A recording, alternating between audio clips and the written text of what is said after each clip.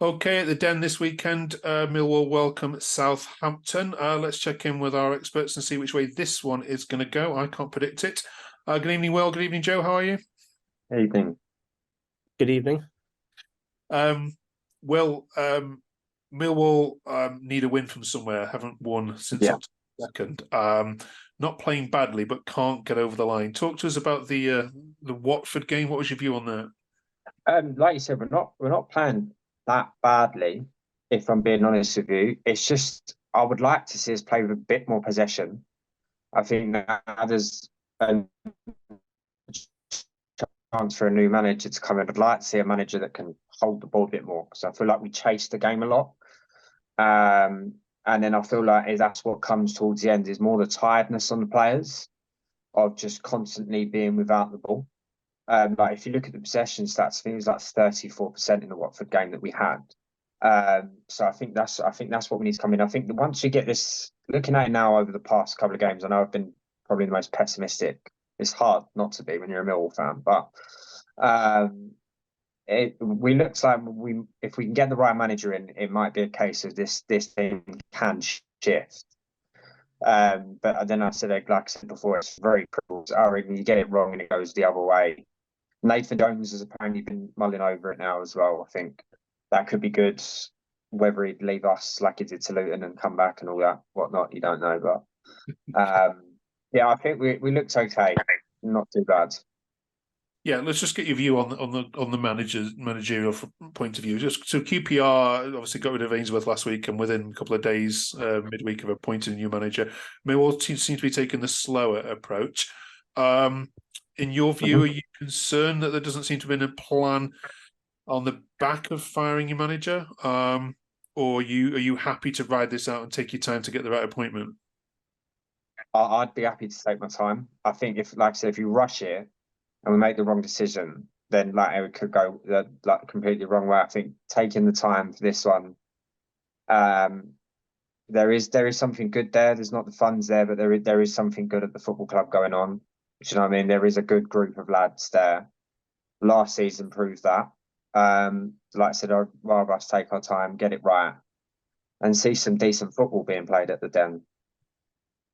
Yeah, you've got this very tricky game against Southampton and a trip to Hillsborough next weekend. How many points are you going to take off those two games before the next international break, do you see? I'd like to see a point on the weekend game. I think that's doable. That is doable. I do really think that. If we don't beat Sheffield Wednesday, then I'll be concerned. So yeah, I'd say about 4 points would be a good shout to be realistically taken from that. Okay, let's cross over then to the resurgent Southampton team. Thank you, Will. We'll get a score prediction for you in a second. Joe, where do we start with Southampton? This is a different side to when we were talking in mid-September, isn't it? Yeah, I mean, I don't really know where this has come from, to be honest. Like, I mean, the Leeds game was just complete chaos. Didn't really expect to get much out of that. And then we've just kind of continued from there. And it's just been, yeah, it's looking, dare I say it, quite good.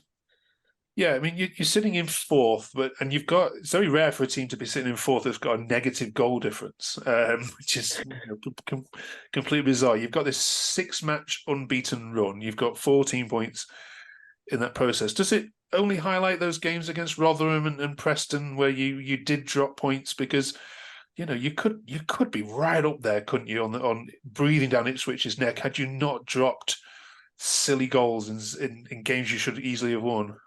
Yeah. I think especially the Rotherham game. I think we had on in the first half alone, we had 23 shots and 1 goal to show for it. And as you said, lapse of concentration, and they score a silly goal. And yeah, if we just concentrated and were more brave, then we would have been having a different conversation. We would be right up there, breathing down Ipswich's neck. Yeah. Okay, talk us through last weekend then. Pleasing performances all around? Yeah. I was at the game with my dad, and it was a good game. Rooney's sublime substitution of Jay Stansfield proved to be wonderful. He scored after, I think, his second touch, about 10 seconds on after coming on. So, yeah, but I liked that we were brave and we continued to fight, and we got the third goal. Yeah, I mean, I haven't watched Southampton much, but I did manage to watch that last lunchtime, and you looked really good. I was so impressed with the free flowing football. Whether that's because Birmingham were bad or not, I'm not sure. But is that what you've seen more of this season? This nice free flowing football, this one touch give and go football. I mean, I don't really associate it with Southampton, to be fair, without sounding rude.